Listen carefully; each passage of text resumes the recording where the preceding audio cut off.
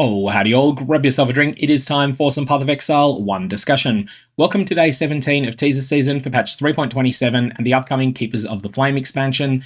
This is coming out tomorrow or today, depending upon what your time zone is. For me, it's coming out very early in the morning. Now, today we got the new and changed gem stats. I did a substantial live stream where I went through all of these. What I want to do in this video is put together just a couple of the things that I consider the most surprising in this whole post. But if you're interested in watching the whole live stream, which does include a couple of first impressions that I then changed my mind on, I'll put a link to that down in the description below as well. The second thing that was brought out today was the Keepers of the Flame challenge rewards. Now, this is a pretty simple armor set, but one that has a cool purple glow effect on it. I don't mind this. It's definitely polarizing. Some people love it. Some people think it's very mediocre, but it's something you'll be able to earn if you engage with the challenges in the Keepers of the Flame expansion. 12 will get you one piece of it, 20 gets the next, then 28, then 36. Ultimately, it feels very all or nothing though. You will want to get all 36 because I don't think people are going to want to use something that's got this purple glowing effect on it unless they've got the entirety of the set and they equip the entirety of the set. Now, if you do want to mix and match the pieces of this though, you can turn off the purple glow, or for that matter, if you just want a more subdued look on your character, every individual piece has the ability to turn off that purple glow if you prefer not to have it. I do think the purple glow is probably the unique selling point of this MTX, but there will be people who think differently, and for them, they can turn it off. Next, Granny Gear Games put out a news post just called Keepers of the Flame launches soon. This is a post that they make every league, and it's primarily there for a very small section of the player base for whom downloading the torrent file makes sense. If you're in this category, you probably already know it, and you can then go and download the torrent file from here. There's nothing in it data mining wise, or at least if there is anything, it's almost nothing. So there's not very much reason to download this unless you know exactly why it's worth your while downloading it. After this, there were a couple of little changes to the patch notes, and there were no changes to the FAQ. So the FAQ we're up to date on, but let's talk about the changes to the patch notes. Firstly, there are more Valdo maps that are being added. Secondly, there are more unique items that can be dropped in the Voidborn Reliquary Key. Now, it is generally the case, not absolutely always, but generally the case that the people who sat on these for a long period of time because they haven't been sold for a while, they tend to think more about the things they're going to put in it, and they tend to be more likely to put in something that is a very rare item. So a lot of the time, people will just sit on this for some period of time, then they'll go, okay, there is almost no way to get a foil of this unique item. Maybe it's Anathema, and then they'll add that in. Those items tend to be more likely to be very rare, and as a result, I expect this will result in both Valdo's puzzle boxes and Voidborn Reliquary Keys becoming rarer, but also becoming better when you open them. That said, there will definitely be the odd person that puts in something really common really late as well. Next, 15% buff to gold drops. This is at all levels, and there are further buffs on top of this to gold from Harbinger, Legion, Ultimatum, Expedition, Abyss, Bestiary, Affliction, and Harvest monsters. Now, I'm particularly interested to see what this looks like for people who are choosing to league start Righteous Fire. You're very good with Expedition, you're very good with Abyss, and as a result, you might find that this is something that can really, really rocket you up in the amount of gold that you get, because those have been pretty stingy encounters in terms of giving you gold, but they're now going to give a lot more than they did in the past, and maybe that ends up making them feel like they're quite worthwhile farming, even if the loot that comes directly from those mechanics isn't particularly stellar. So yeah, Righteous Fire Chieftain builds in particular, this is some of the mechanics you're best at, and also Ultimatum. Like, Ultimatum has to be added in when you're talking about Righteous Fire Chieftain and other Corpse Explosion Chieftain setups. After this, gold fees for most basic currency items that are commonly traded in bulk on the currency exchange, such as Orbs of Fusing, have been reduced. It really was Alteration Orbs, Orbs of Fusing, and Jeweler's Orbs that were oppressively high in gold fees, and the main reason that they felt oppressive is that these are currencies you spend more of early in progression. Early in progression, gold is pretty choking and tight. Later in progression, gold becomes much more available.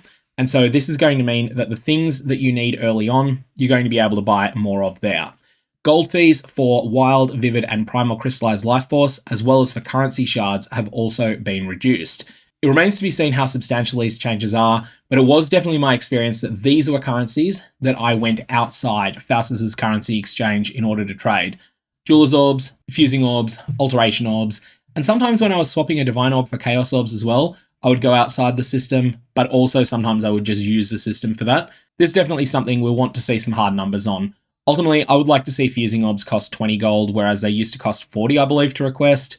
And I'd like to see Alterations and Jeweler's Orbs cost 5. Chaos Orbs, I had no problems with them being 25 gold to request in the past, even though I did occasionally avoid them. Next, we've got one that you can thank me for. This was a bug that I brought to Grinding Games' attention. It was kind of killing off the purpose of one of the Enriched Eternal Labyrinths. The Dedication of the Goddess has some very unique crafting options that are available in it that only apply to corrupted gems. Fair warning, this Dedication to the Goddess craft is not the standard turn an existing gem into one of its transfigured versions, except can be used on corrupted gems. This does something quite different. So if you put in a 2123 Firestorm, it will not give you back a 2123 Firestorm of Celerity. Instead, it will give you a 2123 blue corrupted non-transfigured gem. On the flip side, if you put in something like a Firestorm of Meteors that is 2123, then you will be presented with 3 options of blue gems that are all corrupted 2123 transfigured gems that you can choose between. So what this means is that the Dedication of the Goddess craft is really good if you can find a way to mass produce any particular 2123 gem that's not really in any demand, and then you can take it into the Dedication Lab and you can re-roll it into something new, something that might be in more demand. However, this was completely worthless in the previous incarnations of the game because there was a very, very obviously unintended bug where if you had a gem that was corrupted but was not a Val version, and you took it into either the level 68 or the level 75 lab, and you got the Lucky Craft, so this is the one that replaces a gem with a transfigured version of the same gem. If you took it into the Merciless or Eternal Labyrinth and got that Lucky Craft, you would get back a 2123 Firestorm of Meteors. This is not intended, it didn't work if the gem was a Val gem, and it also just meant the level 83 labs basically had no loot associated with them, and it also meant that the incursion temples were a lot more devalued than they'd otherwise be. So, the new version. Divine font crafting options cannot be used on corrupted gems full stop unless you are in the Dedication Lab, and then only the ones that explicitly say they can be used on corrupted gems, which do something else. This is going to mean that 2123 transfigured gems are going to be much more exciting loot than they've been in the past. As a result, I expect the Incursion Gem Temple, the Lapidary Lens, will be worth much more than it's been in the past in Trade League, much more sought after, and also there'll be more incentive to farm these obscure labyrinths than there's been in the past. So yeah, that was me snitching on that one. That's the reason that that change got made. After that, there was also a change made to Spectral Helix of Trarthus, which got a pretty substantial buff to the amount of damage that it does. Now, let's have a look at what I considered the highlights among the new gems, and also one particular lowlight, but it is a lowlight that is not quite as bad as people are thinking it is. So firstly, let's start with Conflagration. This one, I can't see how to solve it, but a lot of other people are excited by this. This deals a lot of fire damage per second. It is a bow skill, and it's kind of Toxic Rain, but fire. That's the way that I'm envisaging this, and it does a fair chunk of fire damage per second. I'm not quite sold the numbers are high enough on this, but I'm definitely open to being proven wrong on this. It might be able to be one of those hybrid hits a lot of time skills, then also does a bunch of DOT damage. So we'll see what people do with it. I'm not that excited with this. I'm less excited than I was before I saw the numbers, but other people do disagree with me on that. So I thought I would bring it to your attention. After this, Kinetic Fusillade. This looks phenomenal.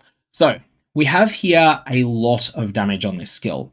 We have a lot of damage. And we also have built-in damage projection. This skill chains 3 times, so it means that it's got quite a bit of damage projection. It can hit a lot of the screen. Each time it hits, it's going to explode, and that explosion radius of 1.2 meters, that is not nothing. But the real killer on this, projectiles deal 12% more damage per previous projectile that's been fired in sequence. So if you charge this up to the point that you're firing off 9 targets or firing off 12 projectiles, you're going to start to do quite a bunch of additional damage from this. And ultimately, with 200% base attack speed, 107% base damage, and then also this projectiles deal 12% more damage per previous projectile fired in sequence, you're going to be doing pretty good single target damage, as well as also having clear. Where is this at its worst? This is at its worst when you're fighting multiple tanky monsters simultaneously, because it is going to spray damage across all of the different targets, which is generally not what you want.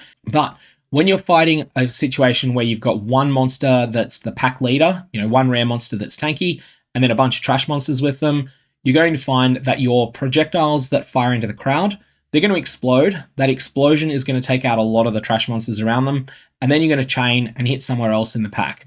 And then later in your built-up barrage that you're firing off, you're going to then be able to focus solely on the rare monster. So this feels like it's something that is a very well-rounded, all-around damage skill that can hit single targets and can hit packs. But again, I want to get a sense of how this skill actually feels to use in practice before being certain. That said, I'm league starting it. After this, we have Kinetic Rain. So this skill was teased in a completely and utterly broken state. So much so that it was going to be the one skill of the league. And I'm not saying one skill in the league in the way that Volcanic Fissure of Snaking was dominant at the first day of last league, where it was something like 30% of the meta, but then that decreased over time. Took a little while to decrease, but it did decrease. And by week 3, Volcanic Fissure of Snaking was just another good build, and by week 7, it wasn't even the top build anymore. No, we were going to be looking at a league where everyone was going to be playing Kinetic Rain, except for people that wanted to build a very, very specialized character to do specific content, and even then, they would be considering Kinetic Rain. Now, Kinetic Rain feels like it's something that is playable, but the numbers are not enticing you to play it. The first initial hit damage on this is derisory now. However, it then leaves these kinetic anomalies, which do quite a lot of damage. Where is this at its best? This is at its best when you are fighting a boss that has a very, very large hitbox. In that situation, a lot of the kinetic anomalies are going to hit it, and it's going to do overwhelmingly large amounts of delayed damage. Where is this at its worst? When you're fighting packs of monsters that are on the smaller side, at that point, you're going to find that the kinetic anomaly explosions, they're going to overlap a bit, but they're not going to overlap quite enough, and you're just not going to get tremendous damage out of it. This skill is probably still serviceable, but it's no longer so strong that you could stick a 1-mod 3-link Kinetic Rain onto a Juggernaut, and it would be better than anything that fits into a Juggernaut Power Fantasy would be on that character. That's what the previously teased versions were going to be, and now it's a more reasonable skill. Some people are definitely going to play it, and it'll be interesting just to experiment with it and see how it feels. Kinetic Rain of Impact, though, this is strong. This is essentially Kinetic Rain, but removing the kinetic anomaly effect, and this definitely looks like the numbers on it are pretty high. This is able to fire a lot of projectiles really fast. You don't need to invest in additional projectiles when you've got 12 by default, and that means that you end up building your character a bit differently. This feels like it's something that would be really well suited to an Elementalist, whereas something like Kinetic Fusillade is something that would fit better on a Deadeye, although I am intending to play it on an Elementalist because of the next skill. The next skill is Somatic Shell. This one was teased yesterday. This one just looked really interesting. I know to say the numbers look pretty good on it as well. This applies a negative Molten Shell onto an enemy. When the Molten Shell explodes, it is going to deal overwhelmingly large amounts of damage, and it's going to do so in a pretty big area as well. This is going to hit 1.8 meters base radius, which is a fair chunk of the screen, and Somatic Shell is something that you can apply up to 6 of. Now, my initial thoughts on this, and this is one of those things where I'm not 100% certain until I actually get to play with it, but my initial thoughts are that you can get +2 wand attack projectiles on the passive tree.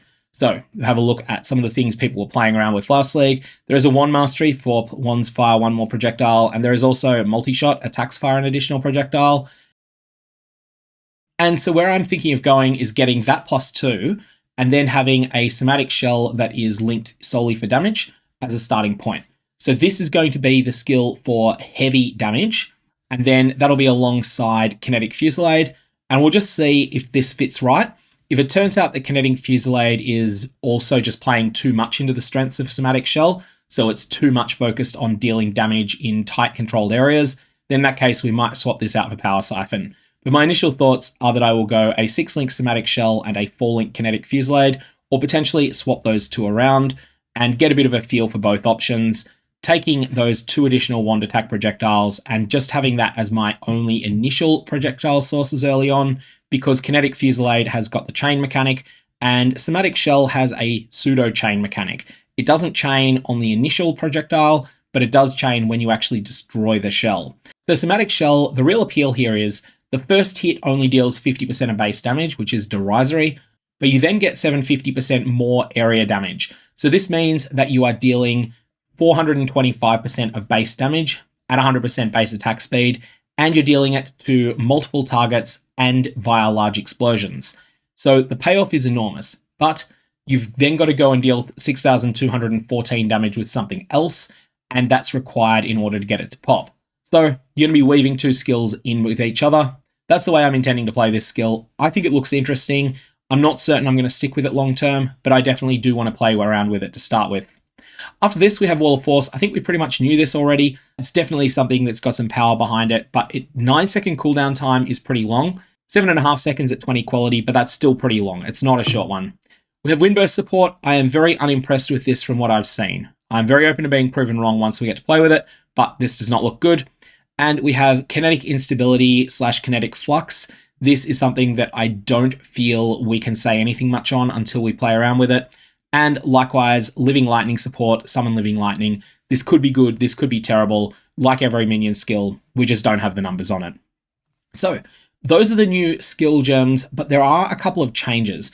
I want to point out the one that I think is the single most important one of these that's really flown under the radar a lot, and that is going to be the changes that are taking place to Convocation. Convocation is losing its 73 intelligence requirement. It's becoming a white gem. It's been a blue gem in the past. It had a 73 int requirement on it. The intention they're going for here is that you can use this with esoteric minions that are not intelligence aligned. So Convocation is something you can play alongside Living Lightning support, which does have an intelligence requirement, but you can also play it with Blink Arrow, Mirror Arrow, or all sorts of other things that are primarily dexterity aligned or primarily strength aligned, like Herald of Purity and the like. Anyways, that is all of the announcements for today. I am back to brainstorming, having a look at what people were playing around with if they were playing an Elementalist Wanderlust League, and researching that over on POE.ninja, and trying to put together my own thoughts as to exactly how I want a league start, because I am determined that come General Gravicius, I'm going to be firing off Somatic Shell and at least trying it, and before Mervale, we're going to be testing out Kinetic Fusillade. Got to figure out exactly how I'm going to do this, but I'm definitely excited to play around with these new gems, and if they do end up being terrible, well, I'm in exactly the right type of archetype that I can easily swap over to playing Power Siphon instead.